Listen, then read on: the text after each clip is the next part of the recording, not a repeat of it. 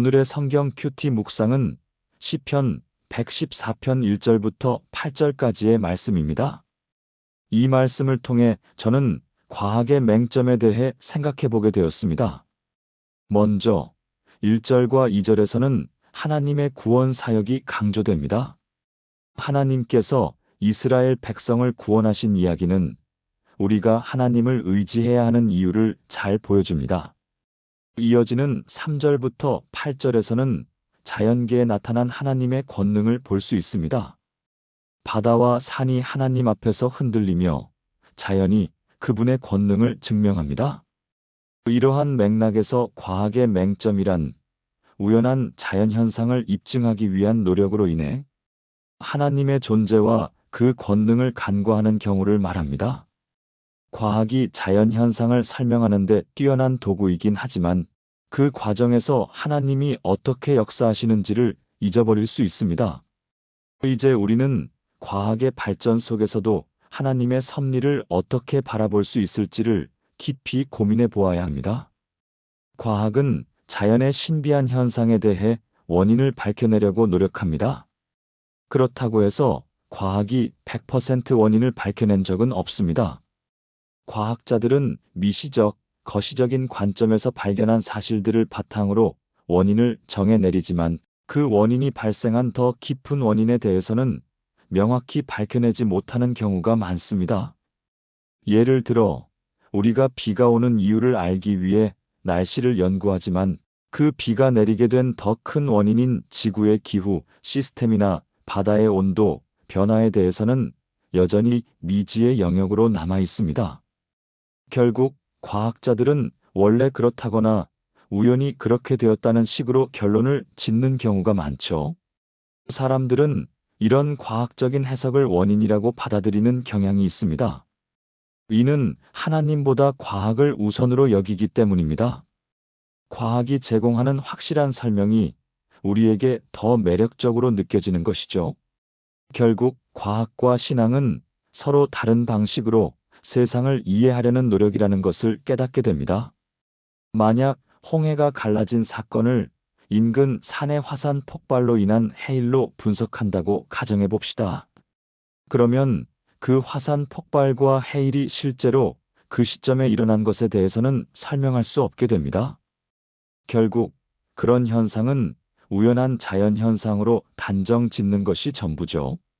이런 상황을 보면 과학이 마치 우연한 자연 현상을 입증하기 위한 도구처럼 느껴질 때가 많습니다.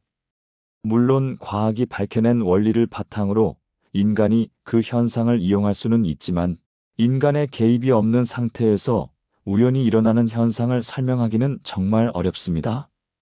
왜냐하면 그 모든 배후에는 하나님께서 움직이셨기 때문입니다. 즉, 과학이 설명할 수 없는 부분이 있다는 것을 기억하는 것이 중요합니다. 이는 우리 삶의 깊은 의미와 신앙의 중요성을 다시 한번 생각하게 만듭니다. 인간은 하나님의 역사를 완전히 이해할 수 없습니다. 그 이유는 우리가 피조물이며 우리를 만드신 창조주 하나님이 존재하기 때문이죠. 하나님은 우리의 이해를 초월하는 분이니까요. 재미있는 점은 이스라엘에는 우연이라는 단어가 없다는 것입니다. 그들은 모든 것을 하나님의 섭리 아래에서 일어나는 현상으로 봅니다. 즉, 그들에게는 우연히 일어나는 일이란 없고 모든 사건은 하나님의 계획과 연결되어 있다고 믿는 거죠.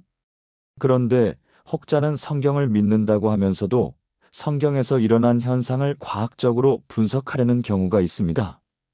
물론 그 의도는 현실에서 일어난 일들을 입증하고 싶기 때문일 겁니다. 하지만 이런 접근 방식이 오히려 하나님의 역사를 왜곡할 수 있습니다. 마치 아름다운 그림을 그리기 위해 색칠을 하다가 원래의 그림을 망치는 것처럼요. 결국 하나님의 역사는 우리의 이해를 넘어서는 부분이 많다는 것을 인정하는 것이 중요합니다. 왜냐하면 과학적 프레임으로 바라보기 시작하면 결국 그런 현상을 단순히 우연한 자연현상으로 치부할 위험이 커지기 때문입니다. 과학은 눈으로 확인하고 증명하려는 대표적인 행위죠. 하지만 하나님은 눈으로 보이지 않으시기 때문에 과학으로 하나님을 입증하는 것은 이치에 맞지 않습니다. 그래서 하나님 역사를 과학으로 입증하려고 하는 데는 한계가 있습니다. 그럼에도 불구하고 과학을 신봉하는 문화에 빠져 있는 우리는 과학을 무시하기 어렵습니다. 마치 요즘 세상에서 스마트폰 없이는 살 수 없는 것처럼 과학적인 사고방식이 우리의 삶에 깊이 뿌리내리고 있죠. 그래서 우리는 종종 하나님을 과학보다 우선시하기 어려운 상황에 놓이곤 합니다. 결국 이러한 갈등 속에서 우리는 하나님과 과학을 어떻게 조화롭게 이해할 수 있을지 고민해야 합니다. 여기서 흥미로운 점은 과학자들이 깊이 과학을 연구하다 보면 결국 하나님을 인정하게 된다는 사실입니다. 이는 마치 깊은 바다에서 수영하다가 바닥에 닿게 되는 것과 같습니다. 여러 가지 현상들을 연구하며 결국 인간의 한계를 발견하고 인정하게 되는 것이죠. 우리는 하나님의 역사에 대해 우연한 자연 현상이 아닌 하나님 주권의 섭리를 인정할 수 있어야 합니다. 이는 우리가 세상을 바라보는 시각을 바꿔주는 중요한 요소입니다. 그리고 이를 토대로 창조주 하나님을 경외하며 그 경이로움에 찬양을 드려야 할 것입니다. 결국 과학과 신앙은 서로 다른 길을 가는 것 같지만 결국 같은 방향으로 나아갈 수 있다는 것을 깨닫게 됩니다. 여기서 흥미로운 점은 과학자들이 깊이 과학을 연구하다 보면 결국 하나님을 인정하게 된다는 사실입니다. 이는 마치 깊은 바다에서 수영하다가 바닥에 닿게 되는 것과 같습니다. 여러 가지 현상들을 연구하며 결국 인간의 한계를 발견하고 인정하게 되는 것이죠. 우리는 하나님의 역사에 대해 우연한 자연 현상이 아닌 하나님 주권의 섭리를 인정할 수 있어야 합니다. 이는 우리가 세상을 바라보는 시각을 바꿔주는 중요한 요소입니다. 그리고 이를 토대로 창조주 하나님을 경외하며 그 경이로움에 찬양을 드려야 할 것입니다. 결국 과학과 신앙은 서로 다른 길을 가는 것 같지만 결국 같은 방향으로 나아갈 수 있다는 것을 깨닫게 됩니다.